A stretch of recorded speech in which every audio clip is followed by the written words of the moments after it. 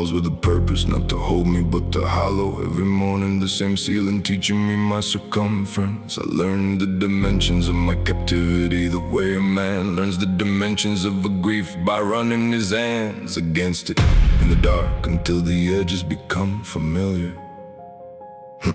They put the beast inside the structure, thinking structure was the answer, that containment was a cure for what they couldn't understand. But you cannot legislate the frequency that runs beneath the breathing. You cannot cage the current, you can only cage the land it runs through.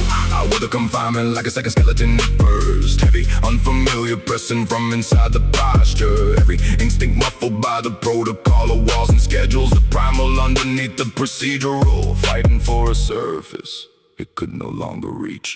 Cage beast, but the eyes don't lose the territory. Cage beast, but the memory don't forget the open ground. The body learns to live inside the perimeter they gave me, but something underneath the body never learned to stand down. Cage beast, I memorized every bar, every boundary.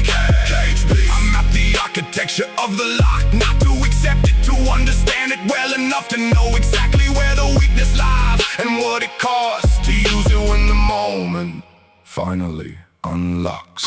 There's a particular degradation in the witness captivity, the ones who come to live without the courage to acknowledge what it costs a creature built for open ground to be observed inside a space designed to make the observation comfortable for everyone except the one observed. I watched them watch me and I catalog all their comfort, their ease of being, the unbounded in the presence of the bound. Took that image and I stored it in the vault beneath the sternum for the morning when the gate released, and I would remember what the open felt like from the outside of the ones who thought a cage was permanent. The beast adapts, that's what they never factor. Learns the rhythm of the keeper, learns the timing of the rounds, uses the captivity to study everything it couldn't from the wilderness. So when the wilderness returns, it returns with something the uncaged version never had: precision.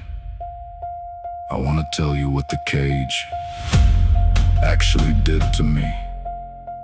Not what I performed for the ones watching, not the defiance I wore like armor on the outside. What it actually did. It took the rawness and it tempered it the way a forge doesn't destroy the metal, it just removes everything that wasn't essential. I came out without the excess, without the noise, without the imprecision of a creature who would never learn what it was to be completely still. The wilderness made me, but the cage refined me, and I carry both now, the open ground and the memory of the bars. One taught me what I was, the other taught me what I was capable of becoming when everything was taken and I still didn't break. So if you built the cage thinking it was ending me, I want you to understand what you actually built. You built a laboratory where I had nothing to do but become. You built a silence where I had nothing to hear but the clearest version of my own intention. You built a stillness where I had nothing to study but the exact mechanism of what was holding me and how it could be undone. You gave me the one thing a beast in motion never gets: time! And what a beast does with time and nothing but the will to survive is become something that the men who built the cage never accounted for when they drew the blueprints.